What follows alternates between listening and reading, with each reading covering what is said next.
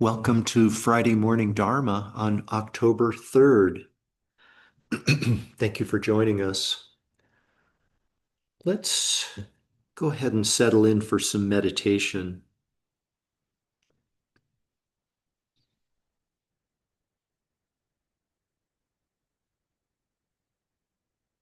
Please give yourself permission to fully receive the gift of the inner peace that comes from meditation.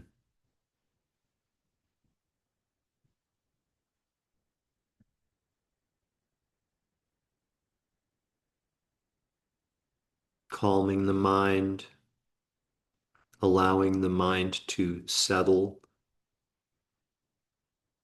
allowing the mind to experience clarity.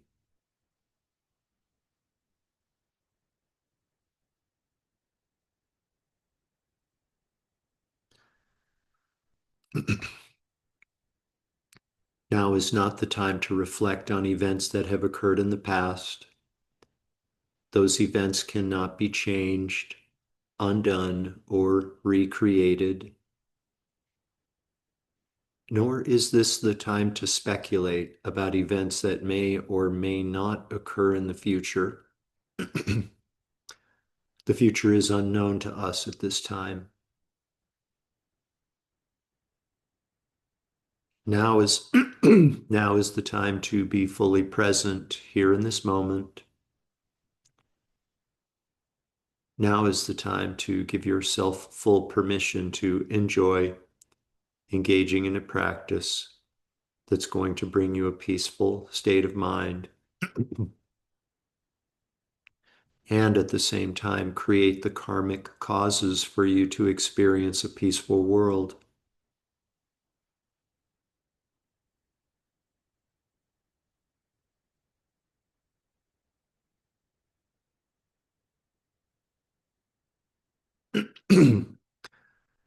Please bring your awareness to the exhalation of your breath.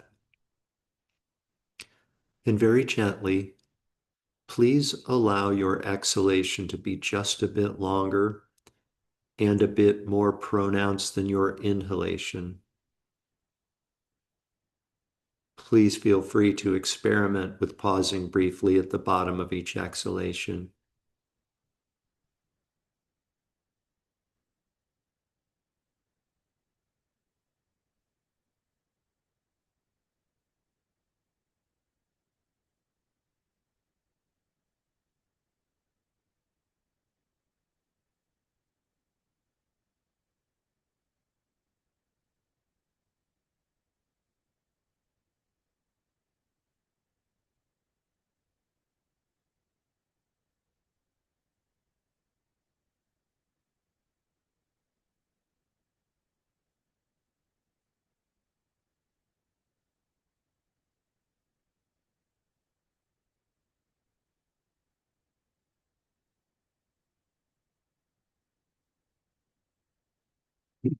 I would now invite you to gently transition into meditation on the inner body.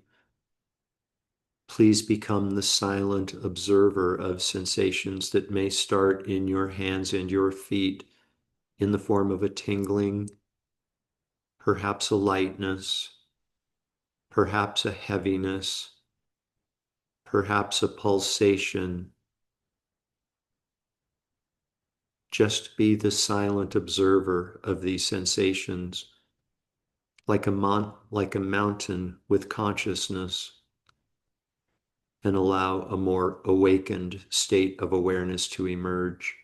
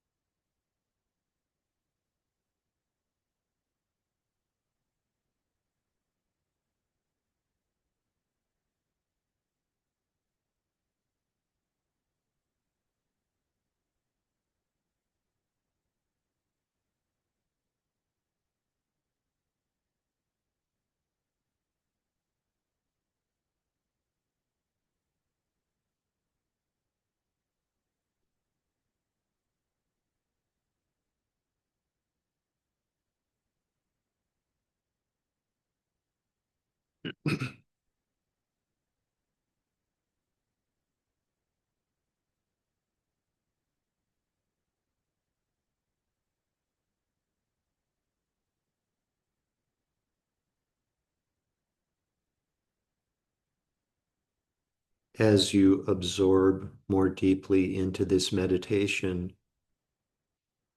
you may experience the dissolution of individual body parts.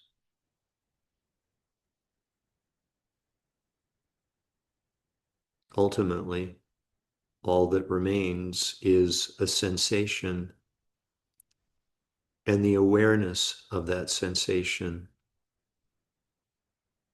Stated more simply, all that remains is consciousness.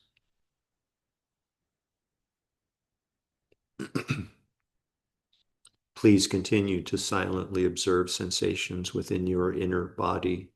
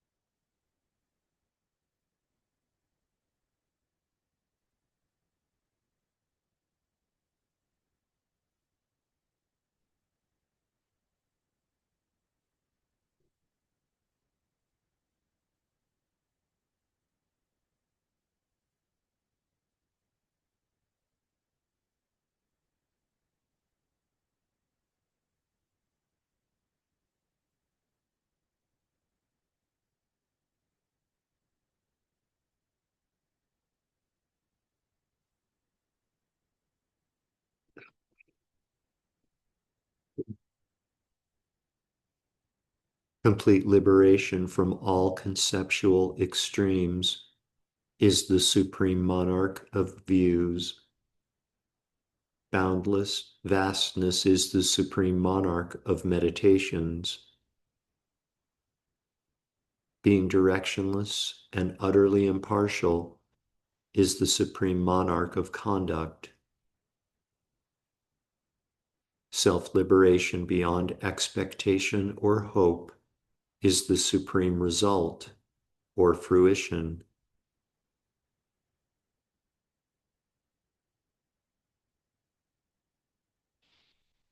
Now, please become aware again of this collection of parts we've agreed to label physical body and allow your breathing to become less shallow.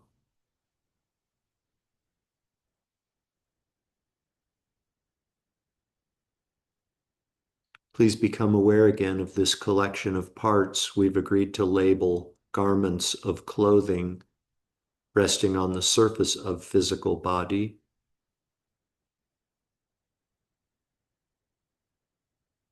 Become aware again of your surroundings inside the room that you're occupying.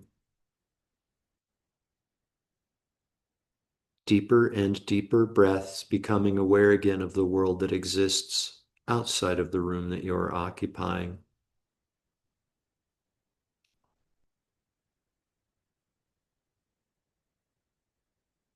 We dedicate all of the merit, all of the merit from this morning's meditation to world peace.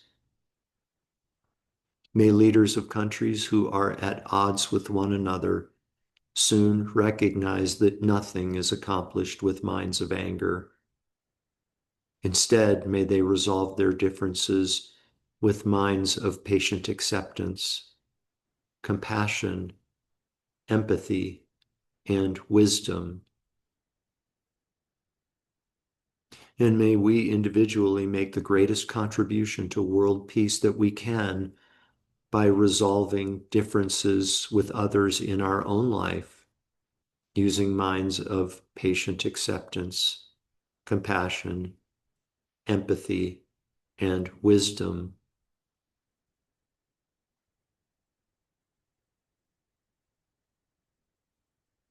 Completely fill up your belly and lungs with air, and when you're ready, you can open your eyes and bring your meditation to an end.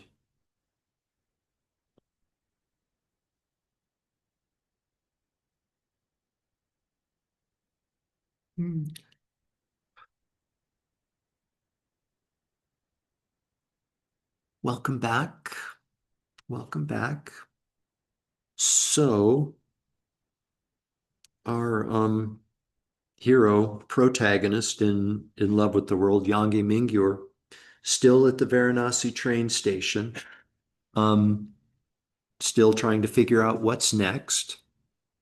And he tells a story that I'd like to share with you.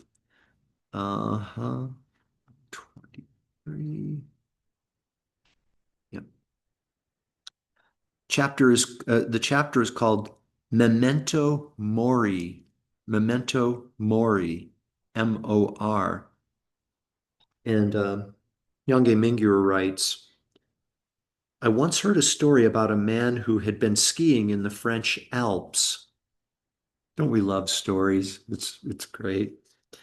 I once heard a story about a man who had been skiing in the French Alps. With no warning, a blinding snowstorm enveloped the region, and he became separated from his friends. He wandered in fierce blizzard winds for many hours until he happened upon a remote Catholic monastery. It was quite late and dark, and he could see no sign of life. He banged loudly on the wooden entry doors until finally an elderly monk arrived to let him in.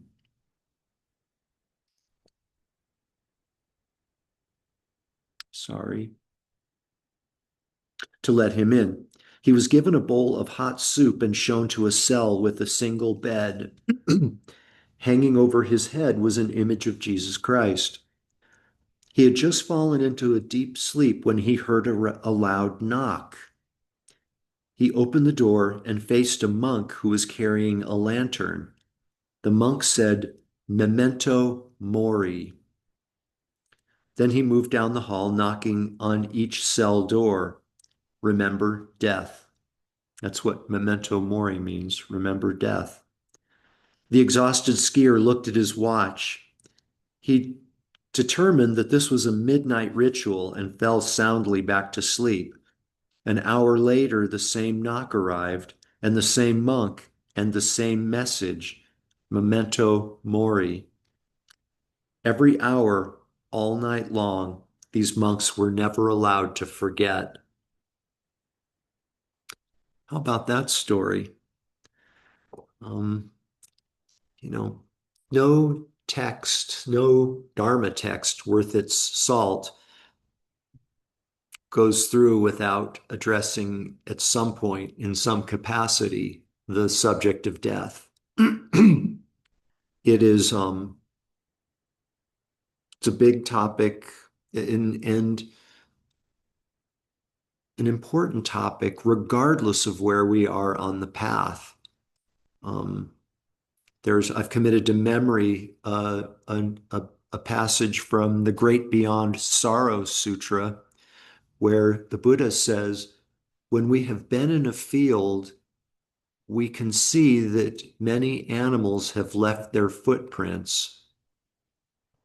It is the elephant that leaves the deepest footprint.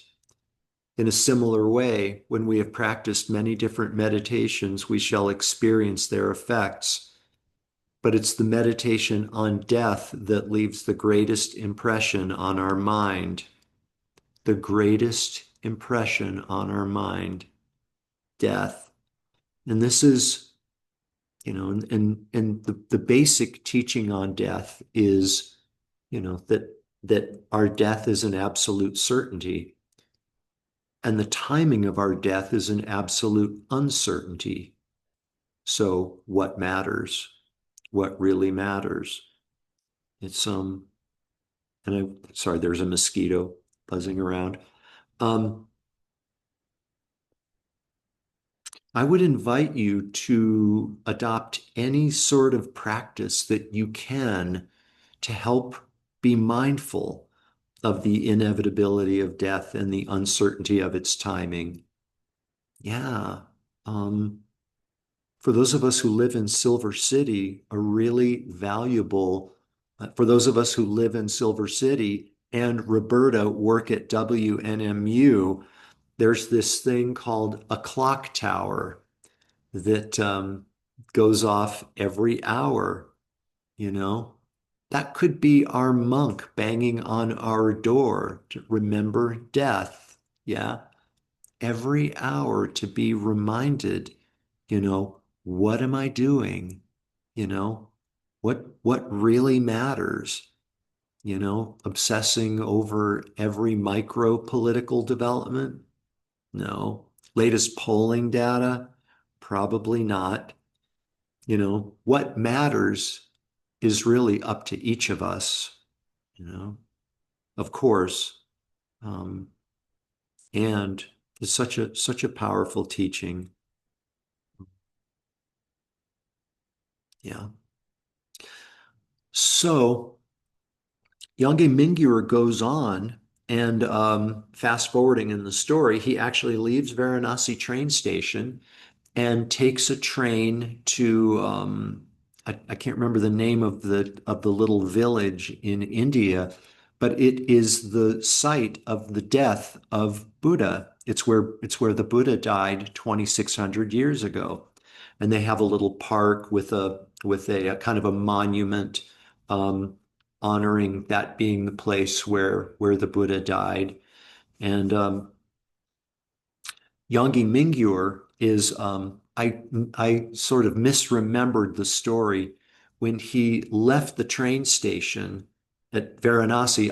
I thought he was out of money, but no, he still had a little bit of money. And when he arrived to this town in India, which is the death place of Buddha, he rented out a room in a guest house for 200 rupees a day, which is $3. So pretty modest digs, it would seem.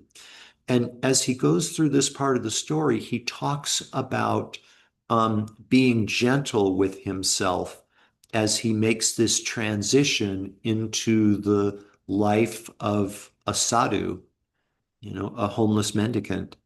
And I think we can learn from that too, to be gentle with ourselves as we progress on the path. There is an excerpt from training, actually a precept from training the mind in 7 verses that says, remain natural while changing your aspirations. Remain natural while changing your aspirations. Another of the precepts is don't be erratic. So, you know, it starts with an intention. That is to say, it starts with a state of mind, right? And then if we take that approach, if we concern ourselves with the inside job initially, then the external option, the external conduct will follow more naturally and more authentically, right? Probably not good if Yangye Mingyur can't like on a dime stop his life at the monastery where he was the abbot and become a sadhu like overnight, then we should probably take a gentle, easy, gradual approach toward changing our aspirations.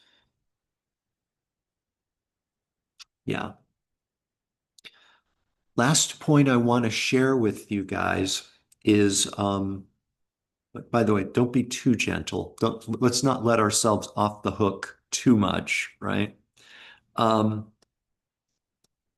Last thing I want to share with you is that the whole premise of this story, In Love with the World, What a Monk Can Teach You About Living from Nearly Dying, um, the whole premise is based on a wandering retreat that Yangye Mingyur is undertaking, right? He's of indefinite duration, as we know. Um, have you guys thought about taking a retreat? About doing a meditation retreat? Not necessarily a 3 year, 3 month, and 3 day retreat like some Tibetan yogis do, but what about a weekend retreat? Yeah, what about a weekend retreat? Maybe starting on Friday evening and ending Sunday evening, maybe just 2 day retreat. What about a half day retreat? If a 2 day retreat seems like too much, what about a half day retreat? Maybe starting at sunrise and then ending at noon. And, you know, practitioners like Yangye Mingyur can meditate several hours a day. And at this point in the story, the chapter that that I'm referring from is Coming Through Darkness is the name of the chapter. At this point, Yangye Mingyur is basically meditating, eating, and sleeping, and not eating all that much. Um, we don't we don't need to take that approach necessarily. Traditional retreats for folks like us, like Westerners like us who have full lives, typically involve like meditating an hour and then taking an hour break, and then meditating for an hour and then take an hour break. So if you started at sunrise for a half day retreat, sunrise end at noon, that would be what, maybe 3 hours of meditation? Or it could be a half-hour meditation and an hour break. You can set your own retreat boundaries, they're called, and their own parameters, but I would just invite you to consider it. Consider giving yourself the treat of doing a retreat. For those of us who live in Southwest New Mexico, there's a great retreat center just outside of San Lorenzo called Southwest Sangha. They've got little pull behind trailers that they have converted into meditation huts. And I just can't overstate the benefits of retreat. It really, really kind of supercharges one's practice. Um, and that's because I think it's difficult for us to go from leading an active, sometimes busy, sometimes worldly life, and then be able to sit down and meditate with single pointed focus and clarity. It's a tough shift to make. And I think for us, my experience has been that in order for me to have a focused, clear meditation, I need to start with, I need to start with a clear, relaxed, spacious mind at some level. Yes, meditation gives rise to that relaxed, clear, spacious mind. And we kind of need that at some level as a baseline to make subsequent meditations deeper and more insightful and more whatever without having expectation, of course. Doing retreat, meditating over a long period of time enables that clarity with which we start the meditation, and then insights follow and deep, deep impressions come within the mind. So just think about it. By the way, Southwest Sangha meditation retreat, free, no charge, no charge. And they feed you. Yeah. You can go for a day, a year, 3 years if you want, no charge. So if cost is a consideration, just know that Southwest Sangha's got your back. A lot of other retreat centers out there. If you're interested, let me know if you'd like me to suggest one to you, okay, or help you find one. Thank you, you guys. Listen, quick announcement. I'm going on vacation starting tomorrow, so we won't have class next week, Monday or Friday, okay? But we will have Medicine Buddha meditation tomorrow and a week from tomorrow. So thank you. Have a great day. Thank you, Jeff. You're most welcome.